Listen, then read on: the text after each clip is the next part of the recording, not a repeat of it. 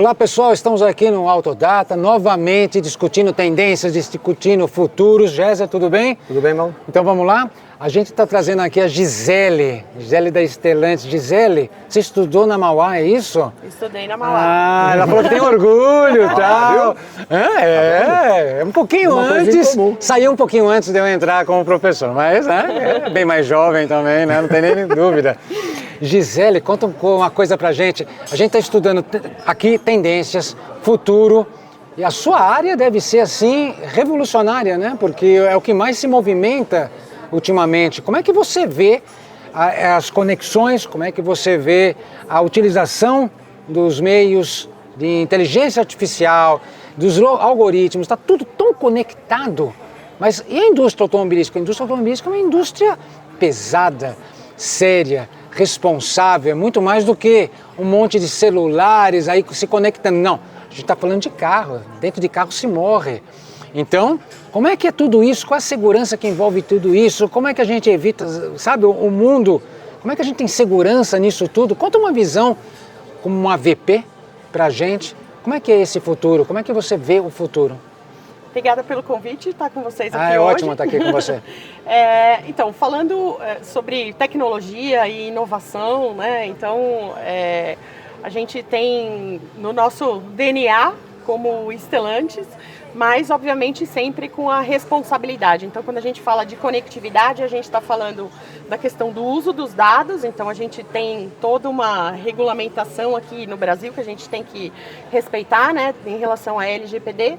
E a gente tem também questões aí de segurança cibernética. Então, a gente tem uma série de protocolos aí muito específicos e bem rígidos, né, para poder trazer toda essa conectividade para o carro, porque dali ele abre as portas, né, para... É uma porta aberta, ecossistema. Além da legislação veicular também, né? Além da legislação, mas a gente tem os nossos próprios, né, os requisitos aqui. Então é um cuidado muito grande que a gente tem que ter em todas as implementações. Mas, como a gente acabou de falar ali no painel, né, conectividade, você falou, estamos conectados literalmente, né? Para o bem e para o mal, né? E a todos, para o bem e para o mal, mas aqui a gente está trazendo essa conectividade para o bem. Então, todos esses dados que a gente traz aí dos carros conectados, né, a gente usa em benefício do próprio cliente, então na melhoria contínua de produtos, na disponibilidade de novas funcionalidades. Então o carro conectado permite que a gente faça atualizações aí, que a gente fala over the air, né, então atualizações remotas.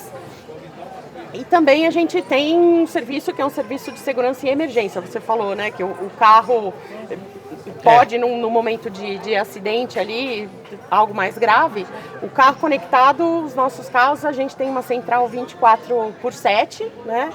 E o carro, ele automaticamente, numa situação de emergência, ele manda faz uma comunicação com o nosso back-office, e aí o atendente ali que está disponível 24/7, ele consegue entrar em contato imediatamente ali com o cliente dentro do veículo.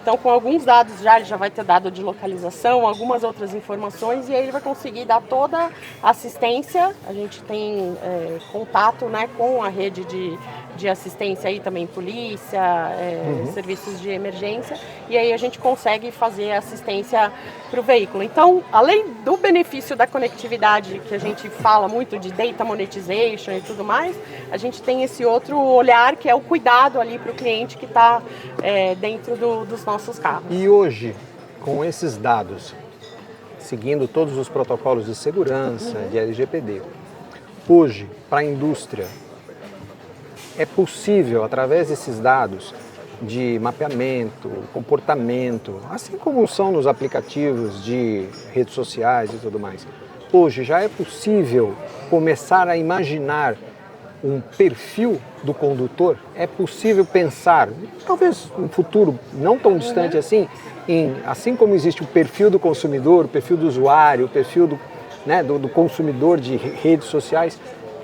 talvez que a gente possa imaginar que no futuro próximo a gente possa desenhar o perfil do proprietário do veículo e o que ele espera do veículo em termos de funcionalidade, comportamento, viagens, trajetos, tráfego, carro parado, carro sendo utilizado, estacionado.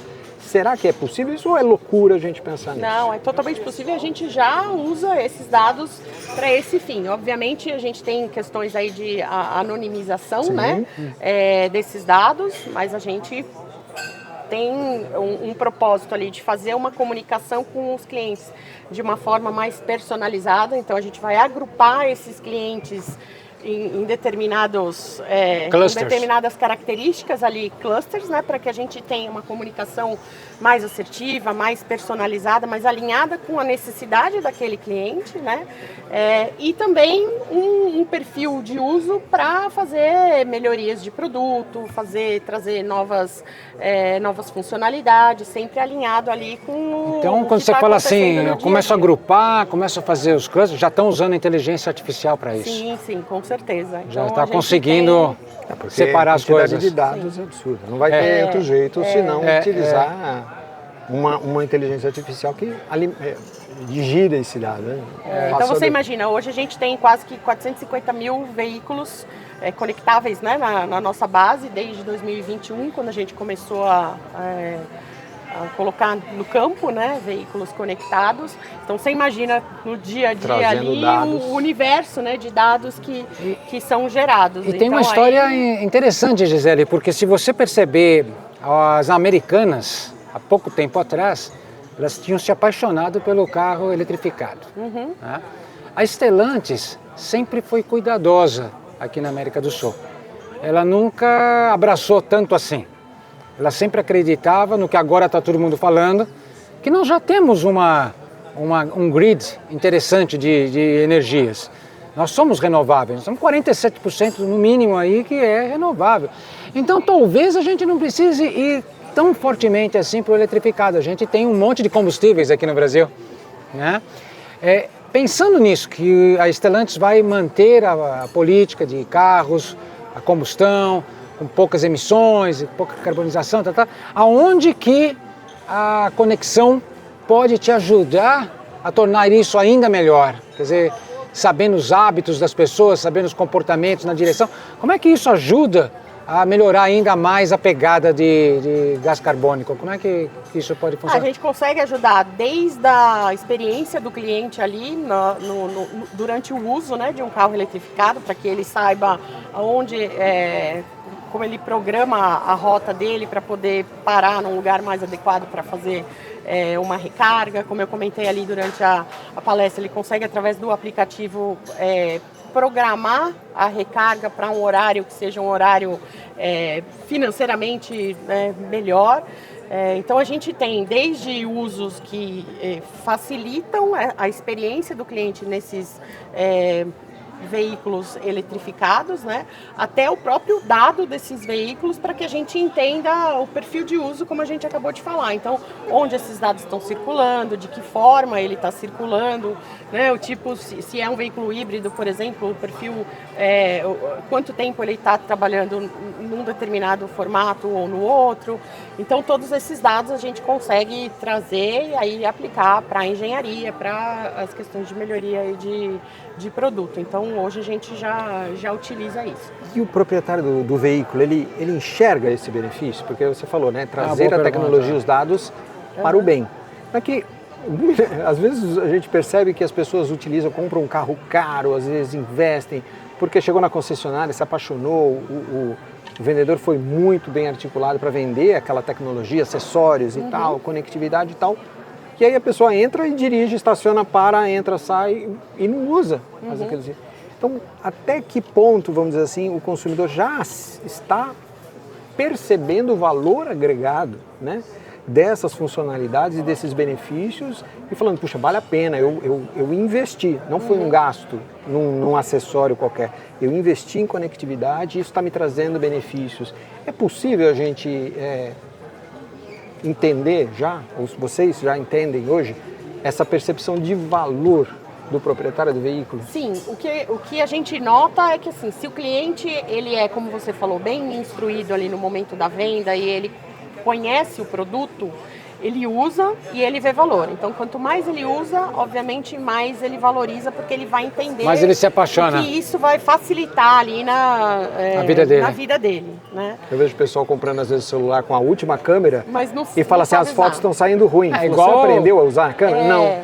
Igual controle remoto de televisão, tem 500 botões, você usa 3, 4, né? Então esse é um desafio, é a gente também tornar a tecnologia acessível. Então a forma como a gente implementa, como a gente disponibiliza a tecnologia, né, a gente diz que a tecnologia que a gente tem que explicar, quer dizer que Não é ou tão ela boa não assim, está né? acessível ou a forma, né, como ela foi desenvolvida ou disponibilizada não foi a ideal, porque ela deveria ser o mais Amigável, intuitiva, né? Amigável possível. Então, esse é um desafio diário nosso, né?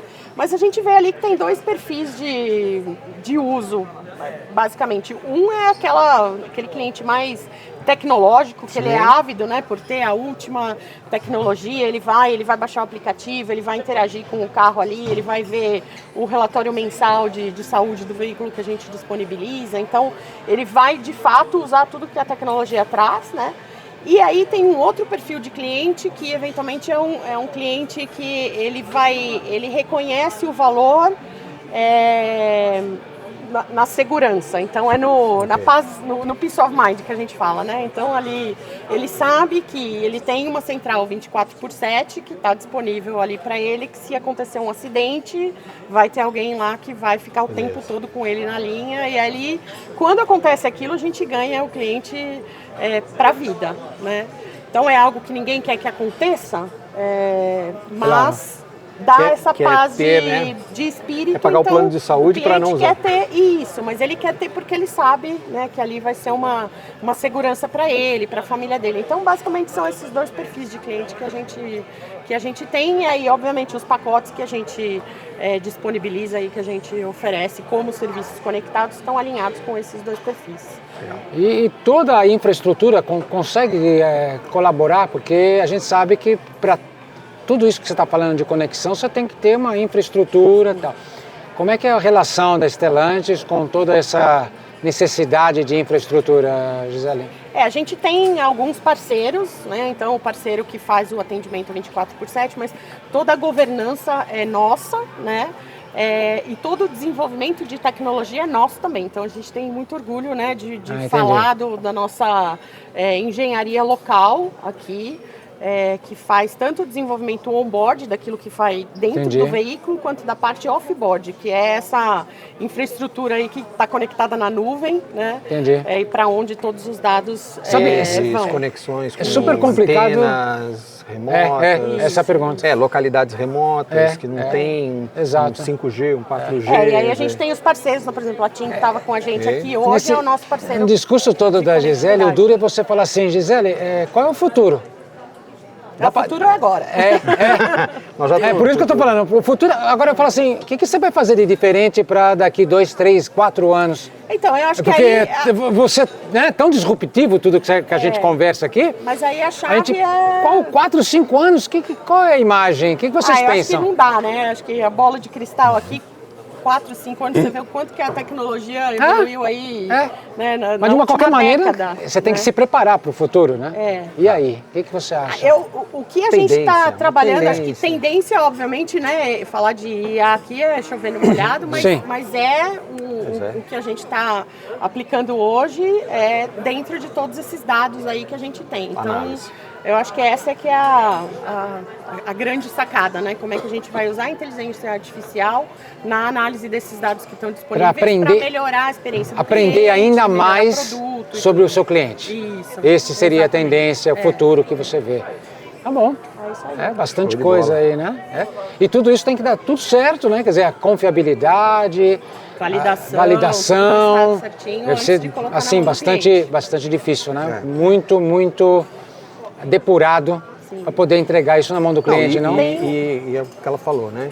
Contar com uma engenharia local que está fazendo todo esse desenvolvimento é falar de profissionais de alta competência. Exato. Né? De programação. A gente já falou com alguns executivas falando disso, né?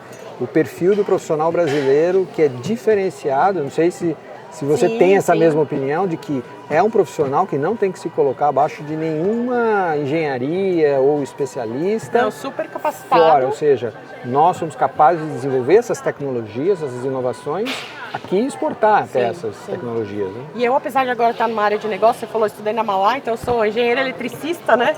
De formação, ainda tenho ali a alma de engenheiro. Corre elétrons, corre ainda elétrons. nas veias, exato, né? E, então dá mais orgulho ainda a gente Claro. ver o trabalho todo que é feito aqui na região. Claro, E isso sem é dúvida. importante porque direciona a academia. Ou seja, a academia não está errada. Não, a direção está clara. Acho que a academia está na direção certa, sabe o que tem que ser feito, a indústria sabe o que tem que ser feito. Cai na questão de atratividade. Como é que a gente atrai o jovem para a engenharia, sabendo que hoje está tão difícil, né? As faculdades estão com dificuldade de puxar os jovens que estão buscando outros cursos, para a engenharia. A gente sabe que a engenharia não é um dos cursos mais fáceis. Sim. Ele tem que ter a paixão, tem que vislumbrar lá na frente o que é engenharia, a beleza que ela é. Mas convenhamos, o primeiro ano, o segundo ano não é nada assim extremamente agradável. Sim, sim. Né? A gente sabe que é árduo, que é árido, mas é isso que é o problema. Acho que o problema está aí. Como que a gente vai atrair o jovem para um admirável mundo novo? É a combinação, trazendo tecnologia, inovação, dando os Para que desafios. ele veja a aplicação, Exato. né? Eu acho que talvez essa é a dificuldade. Ele tem que olhar o futuro, ali. sim. Se ele ficar olhando o cálculo diferencial integral não 1, vai. não vai Onde é que eu vou realizar. usar isso? Né? Olha só, né? Basta ver, a gente está com um LIP aqui, né? Assim, última tecnologia. Ninguém vai ficar muitas muito feliz com cálculo 1 e cálculo 2, né, Não, Gisele? então você tem que pensar no resultado. Pensa no resultado final. Esquece um pouco o cálculo 1 e cálculo 2, vai passar. Olha para o futuro, é isso? É isso mesmo. Tá bom, Gisele. Muito bom. Muito Gisele, obrigado pelo seu tempo. Obrigado, sua Obrigada. generosidade. Generosidade tá aqui, estelantes de ter, né? Estelantes de ter permitido aqui, cedido a Gisele para falar com a gente. Muito obrigado. Muito viu? obrigada pelo Obrigado a convite. todos pela conexão. Tá lá. E Acompanhe, pessoal. obrigado, Gisele. Obrigada, Muito viu? obrigado, viu, José?